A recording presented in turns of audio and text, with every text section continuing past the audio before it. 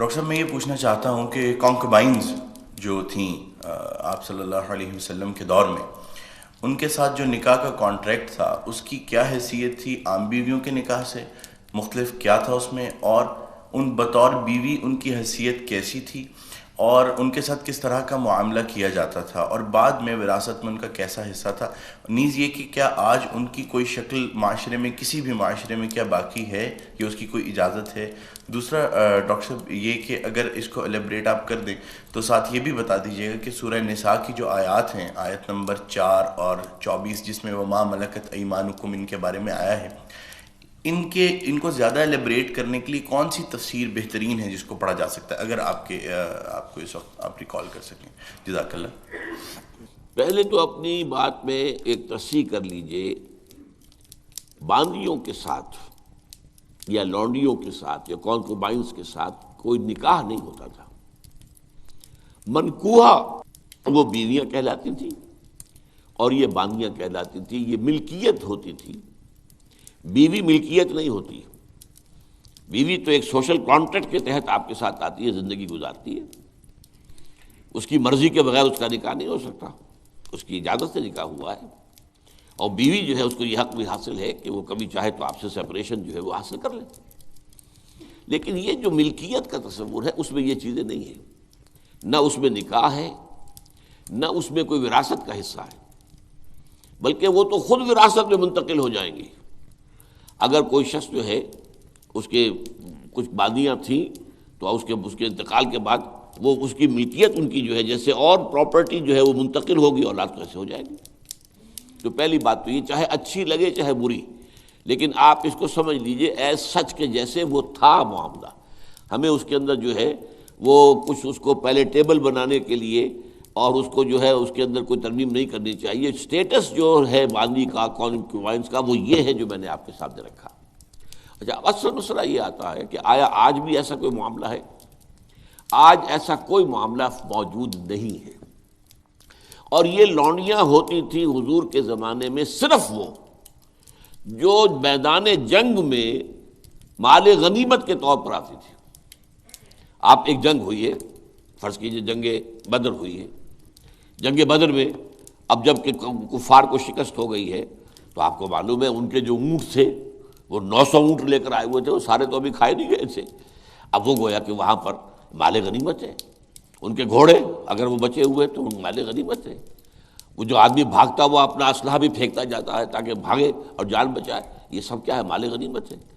ایسے ہی اگر وہاں کوئی عورتیں بھی آئی ہوں، میرے علم میں نہیں ہے کہ بدر میں آئیں یا نہیں آئیں، احد میں تو آئیں، لیکن بدر کے بارے میں مجھے یقین کے ساتھ معلوم نہیں ہے، لیکن اگر عورتیں بھی آئی ہوں تو وہ باندیاں ہوں گی، وہ تقسیم ہو جائیں گی۔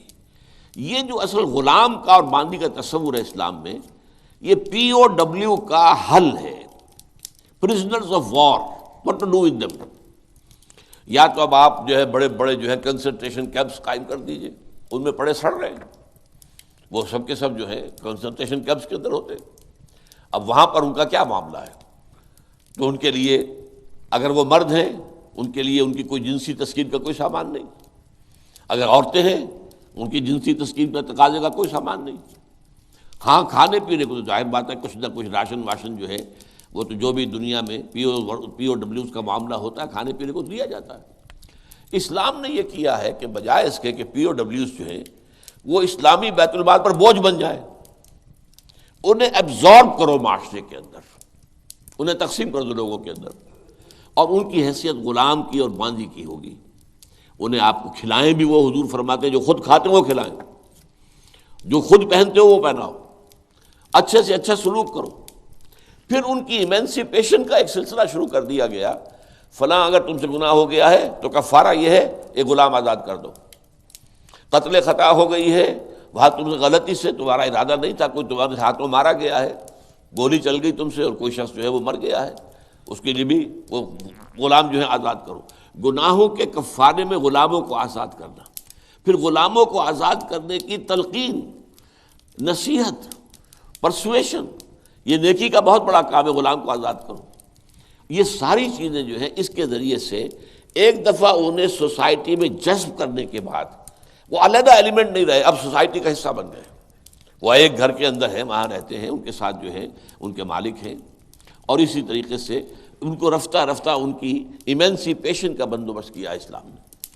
اور اس میں آپ کو معلوم ہونا چاہیے اس درجے ایمینسیپیشن ہوئی ہے کہ ایک وقت ایسا تھا عالم اسلام میں ساری حکومتیں غلاموں کی تھیں. مڈل ایسٹ میں ممالک کی حکومت، مملوک کہتے ہیں اس کو کہ جو کسی کی ملکیت ہے، غلام ہے.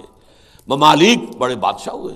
ہندوستان میں جو دہلی میں پہلی حکومت قائم ہوئی ہے وہ کون تھے؟ خاندان غلامہ، قطب الدین ایبک اور یہ بلبن، ایسے ایسے شاندار، اور جو ہے اور یہ التتمش، یہ کون تھے؟ غلام تھے. ہمارے بڑے بڑے دین کے علماء ائمہ غلام، چنانچہ بڑے علماء اساتذہ غلاموں میں سے. تو اسلام نے یہ راستہ اختیار کیا ہے. البتہ آخری سوال کا یہ ہے جو میرے اپنے ذہن میں ہے کہ اسلام نے اس انسٹیٹیوشن کو فائنلی ایبروگیٹ کیوں نہیں کیا؟ ایبروگیشن، جیسے آپ کو معلوم ہے سود کا معاملہ چلتا رہا، آخر میں آ کے سن 9 میں فائنلی طے کر دیا گیا حرام، اب اس کے قریب مت پڑھو. اس کی حکمت میرے نزدیک یہ ہے کہ یہ خالص اسلامی جہاد ہونا ہے قیامت سے قبل ایک مرتبہ بہت بڑے پیمانے پر، جس کو کہا گیا ملاحم، اور جس پر پورے پورے باب جو ہیں وہ احادیث کی کتابوں میں ہے. اس وقت میں سمجھتا ہوں کہ ضرورت پیش آئے گی اس انسٹیٹیوشن کو انووک کرنے کی کہ اس وقت پرزنرز آف وار کا معاملہ اس طور سے ڈیل کیا جائے. لیکن اس وقت تک کسی آزاد انسان کو پکڑ کر غلام بنا لینا بہت بڑا گناہ ہے، ناقابل معافی گناہ ہے، کسی کو حق حاصل نہیں ہے. یہ جو امریکنز لے گئے تھے، آپ کو معلوم ہے یہ افریقہ کے مغربی ساحل کے ساتھ ساتھ وہاں سے یہ لوگ لے کر گئے پکڑ پکڑ کر ان کو، افریقیوں کو، اور وہاں جا کر انہیں غلام بنایا ہے اور شدید ترین جو ہے سختیوں میں انہیں رکھا ہے. یہ معاملہ اسلام میں نہ کبھی ہوا ہے، نہ اس کی کوئی اجازت ہے. کسی غلام، کسی آزاد انسان کو پکڑ کر زبردستی غلام بنا لینا، اس کی نہ کبھی اجازت رہی ہے نہ کبھی ہوگی. البتہ پرزنرز آف وار کے معاملے میں یہ شکل ہے جو اسلام میں رہی ہے، اور ہمیں اسی طریقے سے سمجھنا چاہیے.